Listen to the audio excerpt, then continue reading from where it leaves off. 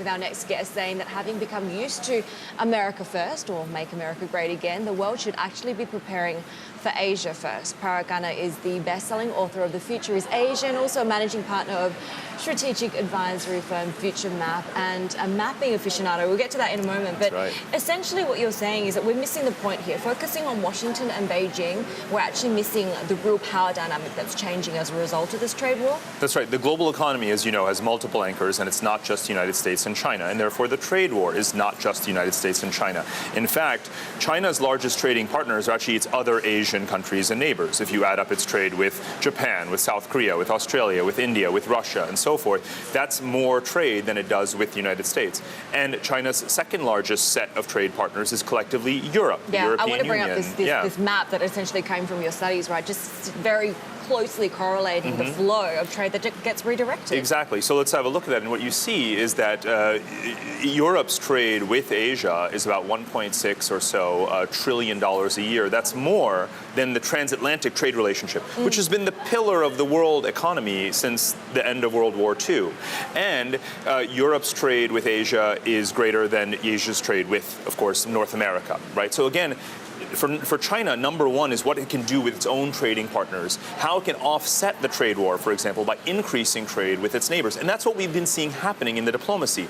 You can see the trilateral meeting that just took place between China, South Korea, and Japan to increasingly intensify and liberalize their trade. And let's remember that Japan and South Korea have surpluses over China. So for them, that's a good thing. They have to invest a lot more in innovation and stay more competitive as China moves up the value chain. But it's a good thing for them to be able to intensify their trade and substitute for the U.S. For every set of tariffs that the U.S. put on Chinese goods and the reciprocal tariffs that China puts on American goods, Europeans are moving into that picture and saying, you know what, we can be more competitive versus American exports now into Asia, and Asians are doing the same thing. So what is happening right now is what I call permanent substitution.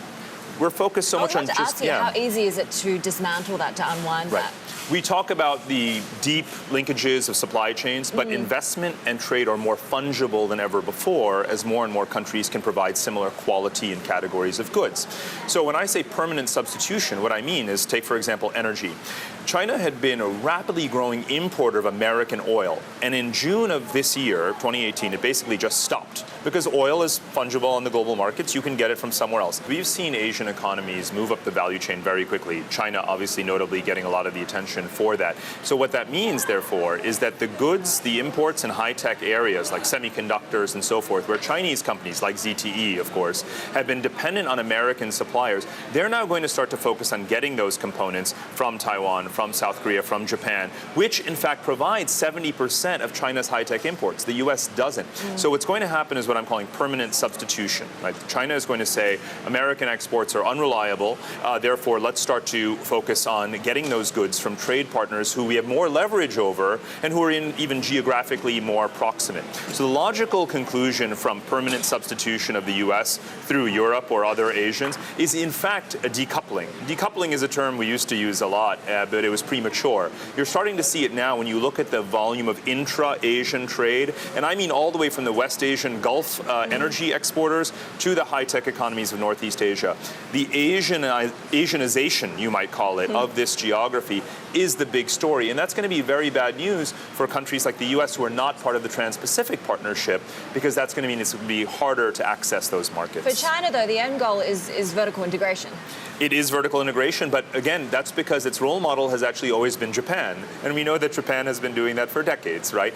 However, there is still a robust volume of trade, between, again, the three Northeast Asian powers, South Korea, Japan, and China. That's going to continue very strongly, I think. And again, that's why they're liberalizing their own trade. So the broader Asian decoupling is going to take place. It's going to be good for China in terms of its self-reliance, which it obviously aspires to by way of becoming more vertically integrated. But it's also going to be good for South Korean, for Taiwanese, and for Japanese companies that are going to be able to take over the market share that American companies have had. You also talk very quickly about connectivity and integration as being the major theme.